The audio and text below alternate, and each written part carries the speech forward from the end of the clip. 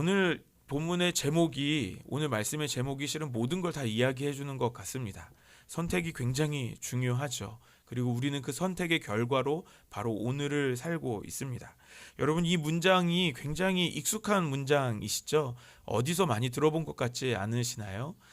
네, CF에서 광고 카피로 많이 들어보셨죠?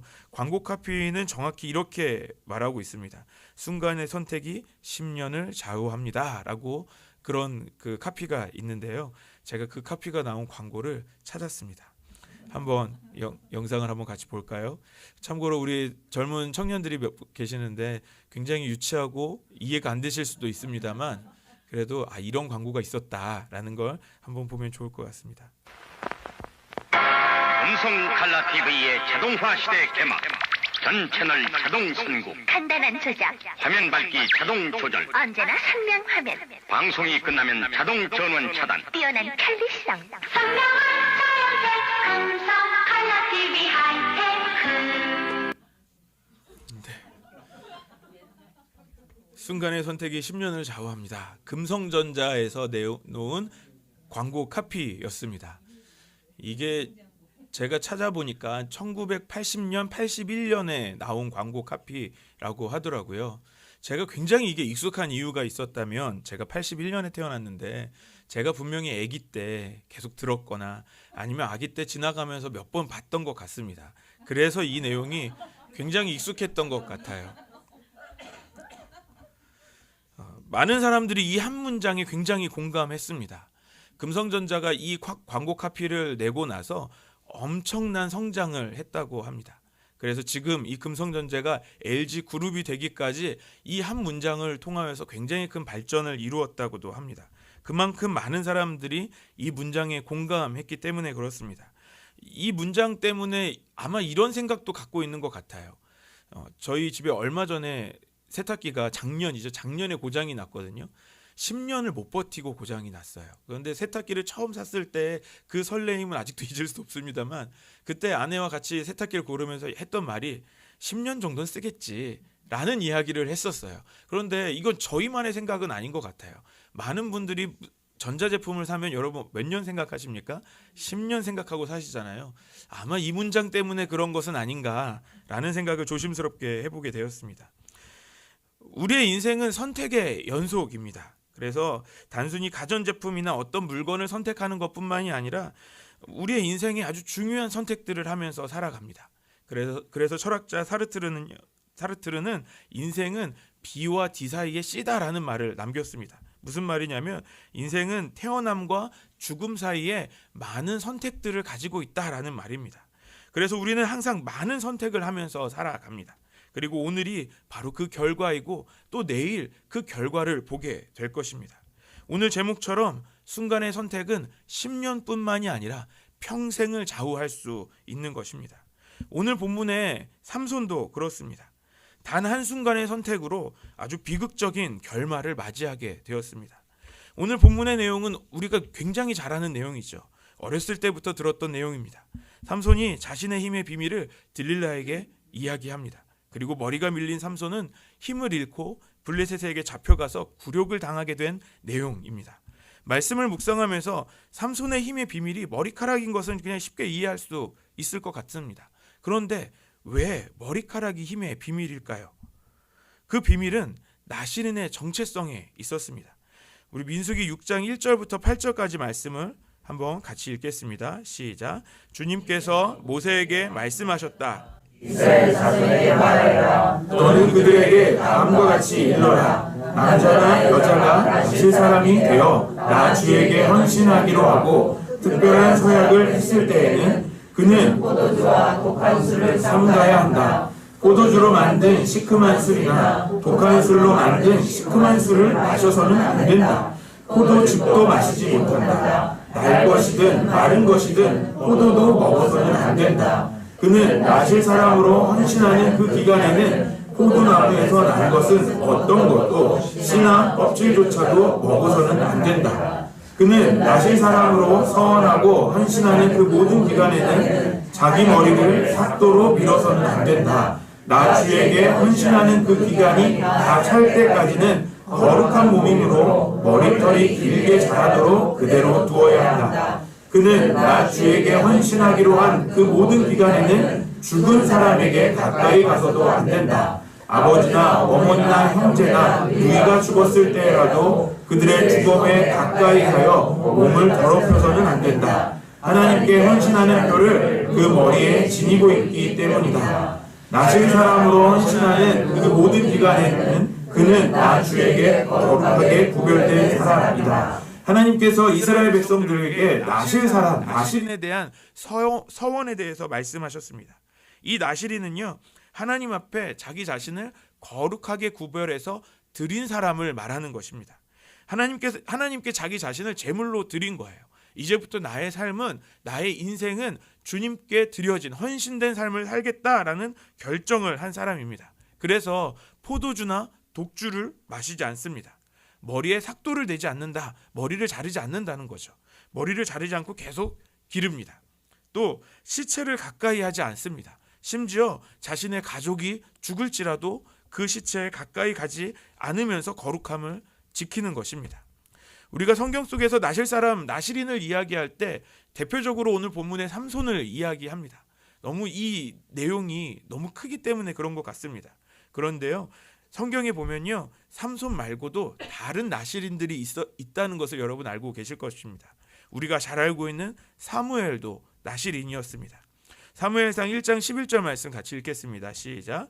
한나는 서원하며 말하였다. 주님께서 주님의 종이 비천한 모습을 참으로 불쌍히 보시고 저를 기억하셔서 주님의 종을 잊지 않으시고 이 종에게 아들을 하나 허락하여 주시면 저는 그 아이의 평생을 주님께 바치고 삭도를 그의 머리에 대지 않도록 하겠습니다.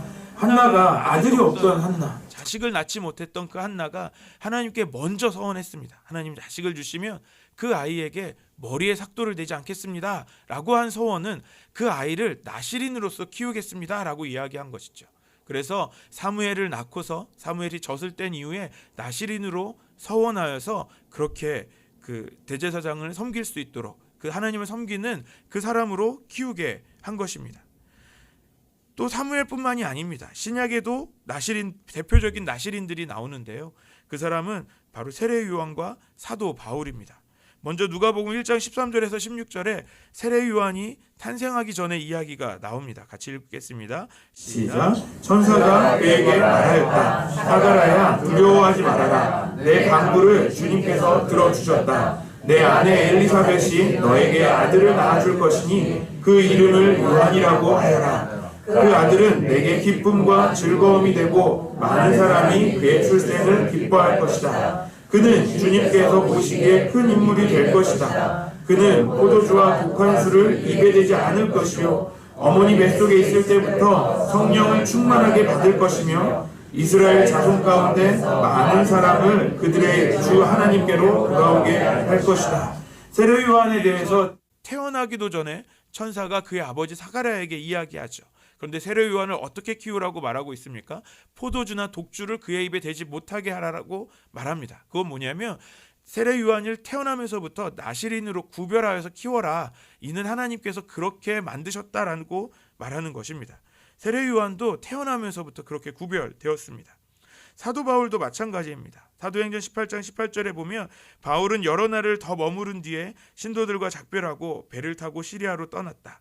브리스길라와 아굴라가 그와 동행하였다. 그런데 바울은 서원한 것이 있어서 갱그레아에서 머리를 깎았다라고 말합니다.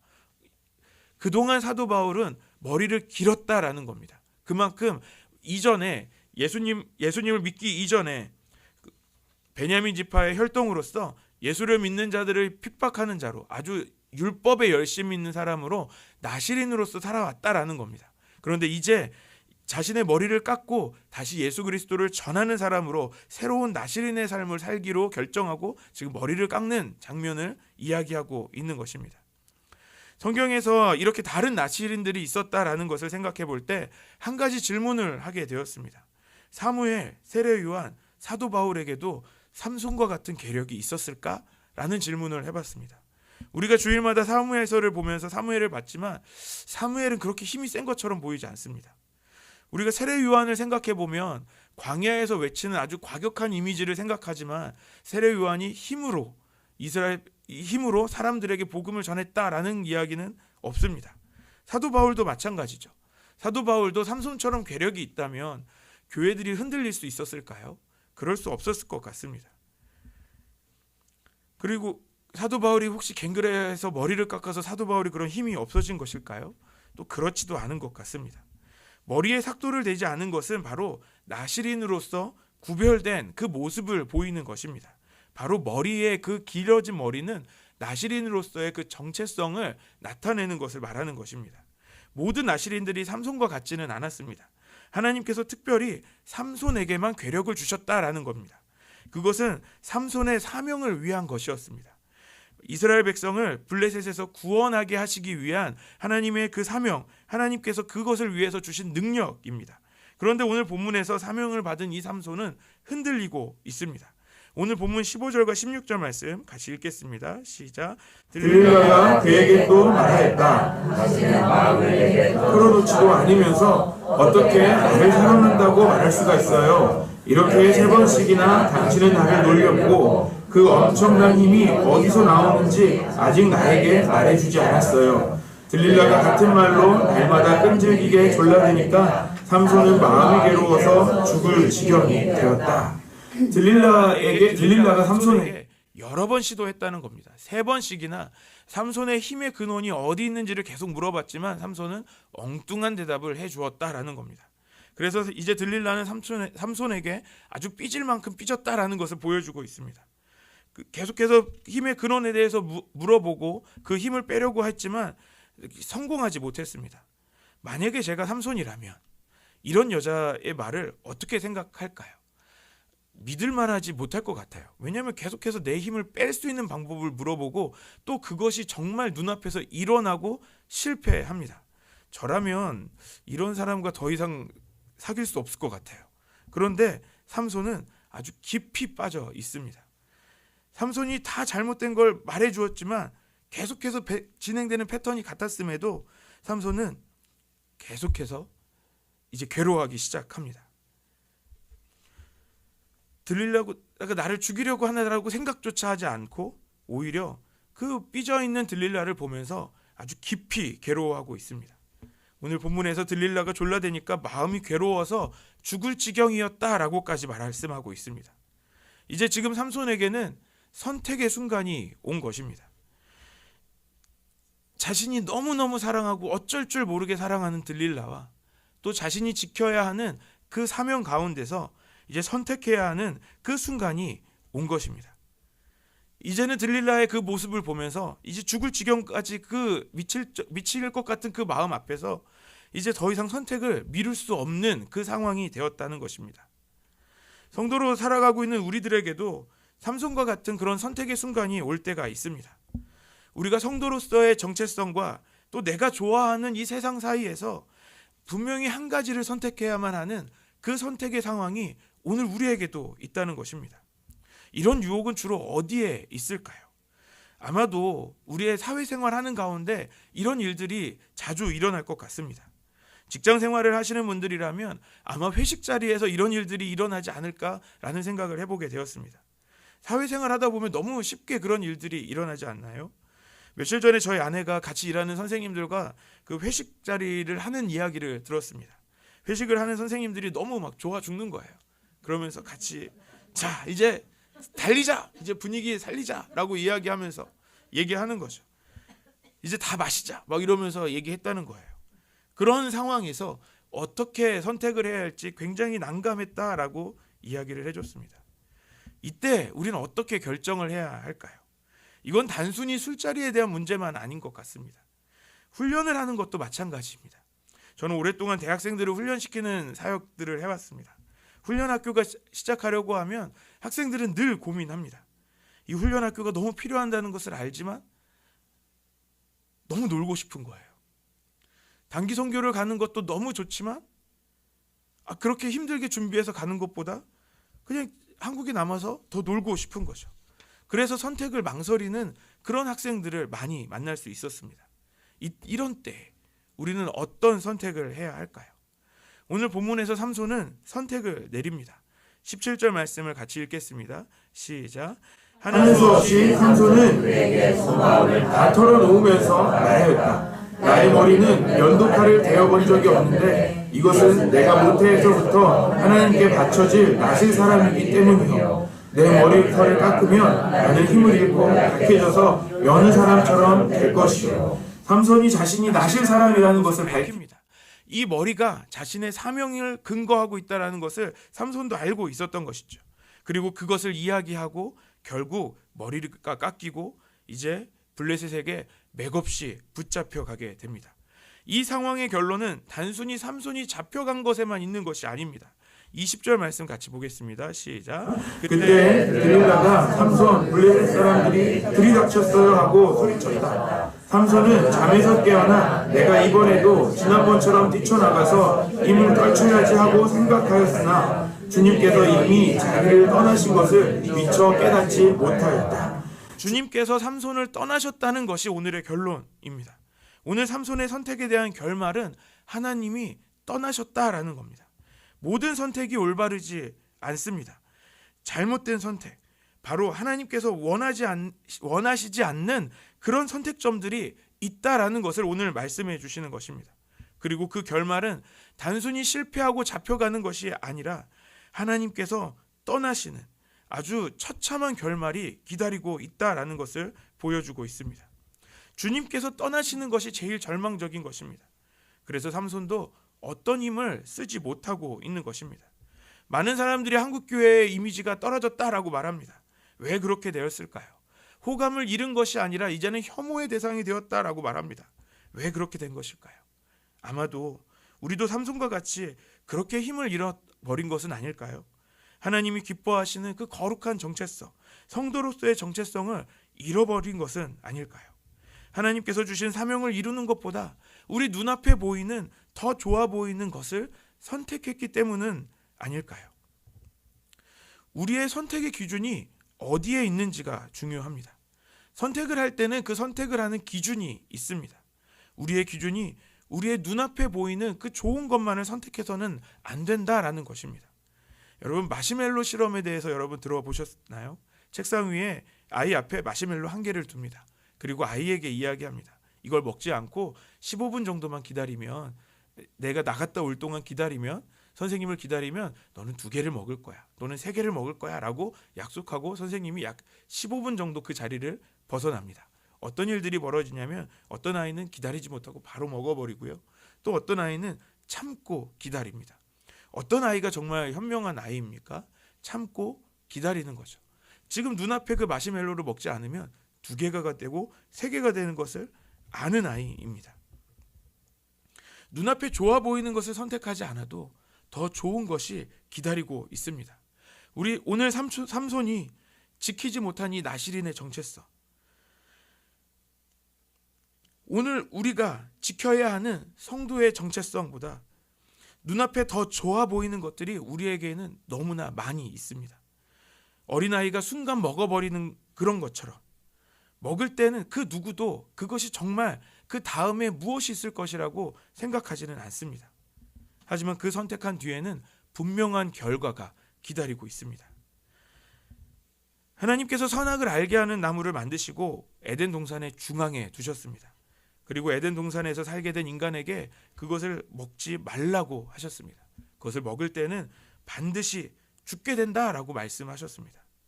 하지만 하나님은 동산 안에 있는 모든 열매는 먹어도 된다, 그러나 선악과는 안 된다라고 말씀하셨죠. 그리고 하나님은 그 인간들을 지켜보셨습니다. 어떻게 보면 내버려 두신 것처럼 생각이 됩니다. 누군가가 그 선악과 앞에서 그 선악과를 지키지도 않습니다. 천사라도 한 명 파견해 놓으셔서 인간이 가까이도 오지 못하게 하셨다면 아마 이런 성경에 나온 그런 일들은 없었을 것 같습니다. 그런데 누구도 그 자리에 지키고 있지 않습니다. 하나님은 아담과 하와가 하나님이 원하시는 선택을 하기를 원하셨던 것입니다. 주님은 그것은 바로 주님의 말씀에 순종하는 것이었습니다. 창세기 3장 6절 말씀을 같이 읽겠습니다. 시작. 여자가 그 나무의 열매를 보니 또한 기뻐하였다. 그뿐만 아니라 사람들을 슬기롭게 할 만큼 탐스럽기도 한 나무였다. 여자가 그 열매를 따서 먹고 함께 있는 남편에게도 주니 그도 그것을 먹었다. 여자가 본 그 열매는 너무 탐스러웠습니다. 맛있어 보이는 정도가 아니라 정말 지혜롭게 할 만했습니다. 그리고 그 눈에 보이는 대로, 자신의 눈에 보기 좋은 대로 그 선택을 하게 됩니다. 그리고 인간들은 에덴 동산에서 쫓겨나게 됩니다. 하나님은 우리를 기계로 만들지 않으셨습니다. 우리를 인간으로 만드셨습니다. 주님은 우리가 주님이 원하시는 그 선택을 하기를 원하십니다. 그리고 기다리십니다. 처음 사람들에게 그러셨던 것처럼 또 삼손이 올바른 선택하기를 기다리셨던 것입니다. 예배를 드리는 것도 그렇습니다. 주님은 우리를 억지로 이 예배의 자리로 넣으시지 않으십니다. 우리가 이 예배의 자리로 나오기를 기다리십니다. 그리고 우리가 이 예배의 자리로 나올 때 우리 주님은 기뻐하십니다. 그 기쁨을 이기지 못하실 만큼 기뻐하십니다. 하나님께서 기뻐하시는 그런 선택을 하는 저와 여러분 되시기를 소망합니다. 그렇다면 우리가 어떻게 하나님이 기뻐하시는 선택을 할 수 있을까요? 그것은 먼저 하나님의 말씀을 기억해야 합니다. 처음 사람들을 다시 한번 생각해 보면 좋겠습니다. 아담과 하와가 하나님의 말씀을 제대로 기억하고 있었다면, 그 뱀이 유혹하는 그 순간에 하나님께서 말씀하셨던 그 말씀을 기억했다면 그들이 그 열매를 먹었을까요? 여러분, 순종은 어떻게 할 수 있는 것인가요? 순종은 말씀을 기억해야 할 수 있는 것입니다. 기억하지 못하면 순종할 수 없습니다. 오늘 삼손도 나실인의 서약이 얼마나 중요한지를 그 순간에 기억하지 못했습니다. 그저 눈앞에 보이는 그 들릴라를 보면서, 그렇게 삐져있고 화나있는 그 사랑하는 여인을 보면서 어쩔 줄 몰라서 눈앞에 보이는 선택을 하게 됩니다. 만약 들릴라를 보면서 하나님의 말씀, 그 약속을 기억했다면 아마도 그의 선택은 달라지지 않았을까요? 우리도 그렇지 않습니까? 우리도 순종하지 않을 때 우리가 의도적으로 하나님의 말씀을 지키지 말아야지 하고 순종하지 않는 경우는 거의 없습니다. 우리에게 주신 말씀을 우리가 기억하지 못할 때 우리는 순종하지 않게 되는 것이죠. 그렇다면 우리가 기억하기 위해서 노력해 보는 것은 어떨까요? 올해를 시작하면서 송구영신 예배 때 받은 그 약속의 말씀을 여러분 가지고 다니십니까? 그 말씀을 알고 계십니까? 그걸 늘 가지고 다니면서라도 그 말씀을 읽으면서 올 한 해 우리에게 주실 그 약속을 소망하면서 기억하는 거죠. 주일에 들었던 말씀을 그 시간에만 끝내는 것이 아니라 우리가 다시 영상으로 또 보면서 또 우리가 어떻게 살아야 될지를 되새김하면서 계속해서 그 말씀을 기억하면 좋겠습니다. 우리에게 주신, 또 나에게 주신 그 주님의 말씀을 기억하고 순종하는 저와 여러분들 되시기를 소망합니다. 두 번째로 우리가 올바른 선택을 하는 방법은 나의 정체성을 기억하는 것입니다. 삼손은 자신이 나실인으로서의 그 정체성을 중요하게 생각하지 않았습니다. 그래서 나실인인 것을 쉽게 이야기할 수 있었습니다. 우리가 성도라는 사실을 기억할 때 우리의 선택도 달라질 수밖에 없는 것입니다. 우리가 죄를 짓는 그 순간 우리가 성도인 것을 기억하지 않습니다. 하지만 우리가 죄의 유혹이 다가올 때 내가 성도인 것을 기억한다면 우리가 그 죄에서 벗어날 수 있는 것이죠. 앞서 말했던 회식 자리에서 저희 아내에게 유혹이 다가왔습니다. 아까 그대로 끝나면 저희 아내가 어떻게 됐을지 여러분 굉장히 궁금해하실 것 같습니다. 한 잔만 마시라고 막 분위기 잘 맞춰달라고 막 옆에서 같이 일하는 선생님들이 계속해서 막 이야기를 하고 권했답니다. 이런 상황이 한두 번 있었던 적이 아니어서 이제는 이야기해야 되겠다라고 생각을 했다는 겁니다.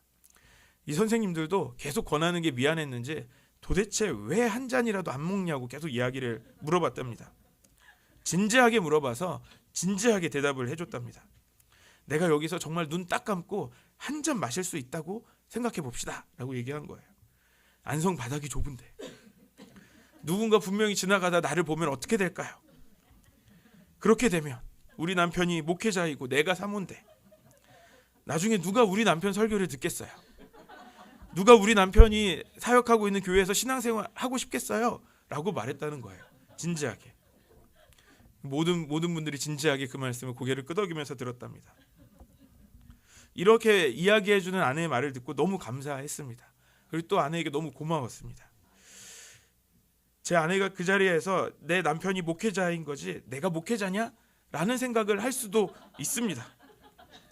어떻게 됐을까요? 그러면 아마도 제 아내가 우려했던 그런 결과들이 있었을 것 같습니다.